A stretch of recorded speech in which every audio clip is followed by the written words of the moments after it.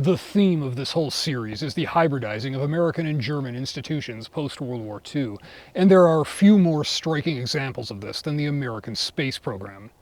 The commonly known version of the story is that the US brought a bunch of German scientists over under Operation Paperclip.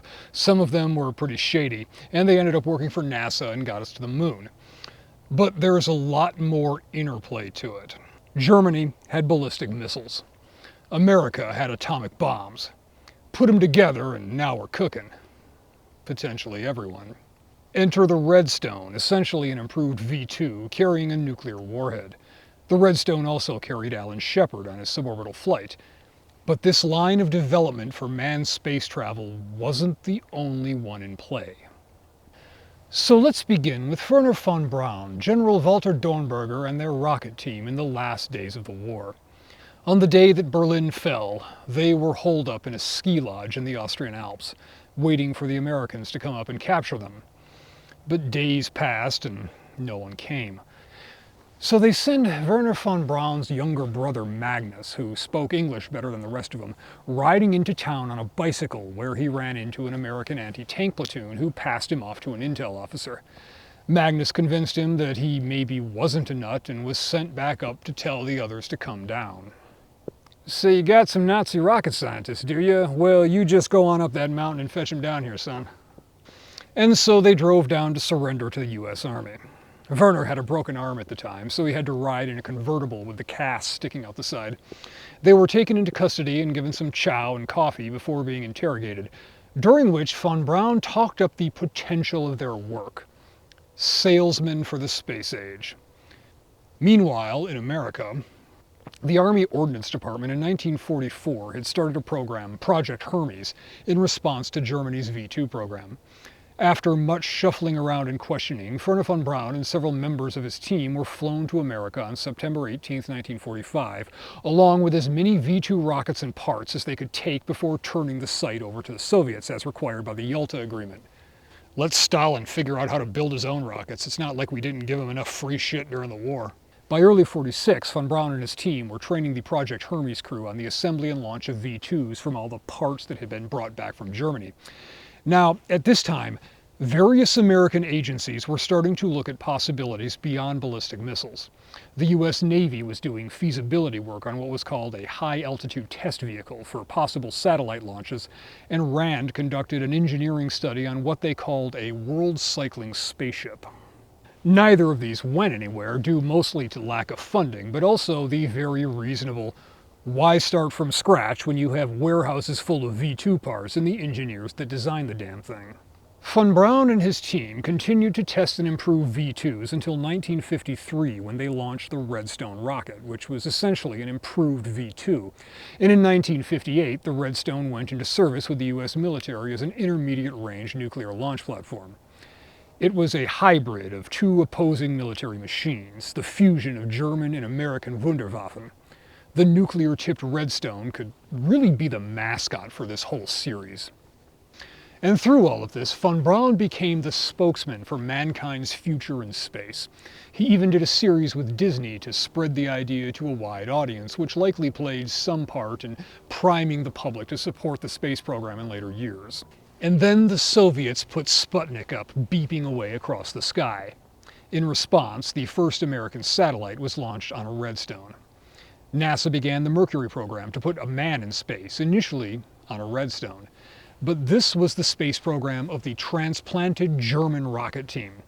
There was another, somehow more American approach getting started around this same time.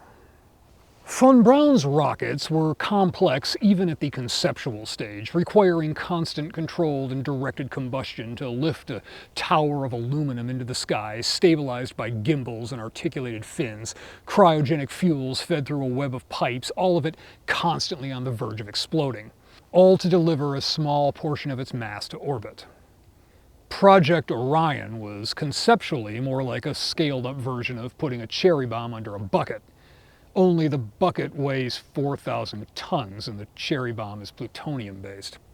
Americans, we do it big and loud. Of course, turning the concept into a viable spacecraft design got complicated very quickly. For years, both projects were distinct and separate. While von Braun's chemical rockets got the big bucks and spotlight, Orion made do with design studies, limited tests, and the layers of secrecy that came with all things involving atomic bombs.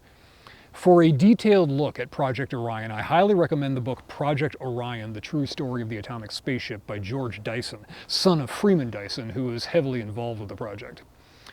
Now, the ability to launch that much mass and the velocity such a craft could achieve by riding atomic blasts opened up a lot of possibilities for exploring the solar system. Mars by 65, Saturn by 70 was said as an optimistic timetable. They weren't looking at some flag planting trips either. Orion was meant for major expeditions. But if you're going to launch this thing from anywhere on Earth, there's the little problem of having to detonate hundreds of atomic bombs in an ever-ascending column. There's no way to do this without inconveniencing people with little things like blackouts from high-altitude electromagnetic pulse and radiation-induced cancer. That, along with agreements with the Soviets limiting above-ground nuclear tests, made it increasingly unlikely that Ted Taylor's atomic spaceship would get off the ground. But von Braun had his own difficulties. The Saturn V was going to be good enough to get to the moon, but it wasn't going to be enough to send people to Mars and beyond. But building a bigger rocket was rife with technical difficulties and diminishing returns. Bigger rockets need more fuel, which adds weight, so you need a bigger rocket that needs more fuel. Taylor and von Braun had some meetings and came up with a solution to both of their problems. What if we made a smaller Orion, stuck that on top of a Saturn V to get into space, then started tossing nukes out to speed up for interplanetary travel after putting sufficient distance from Earth? It's a little counterintuitive to use chemical rockets to launch the big heavy thing and then switch to the much more powerful A-bomb drive once in space. But such a hybrid design would solve the major hurdles to both programs. Once again, the German and American wonder weapons go together like whiskey and donuts. But overcoming technical obstacles is one thing. Political obstacles can be nearly intractable.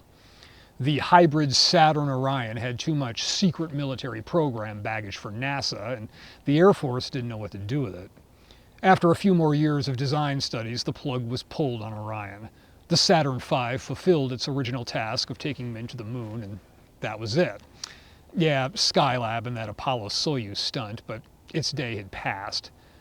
The space shuttle was the last gasp of the transplanted von Braun space program, a compromise realization of the spaceplane envisioned decades before. The manned space program just going in circles. In recent years, we've seen the start of a more distinctly American space program, with private concerns competing with each other instead of state-to-state rivalries, and the drive to build bigger and better rockets coming from the frontier spirit and profit motive, rather than old-world great power competition masked in the guise of scientific endeavor. Whether it leads to humans on Mars and beyond, or just cheaper satellite launches, remains to be seen. But in a sense, it's the first new sound after a long echo. I'll leave the commentary on whether this whole thing is relevant to others.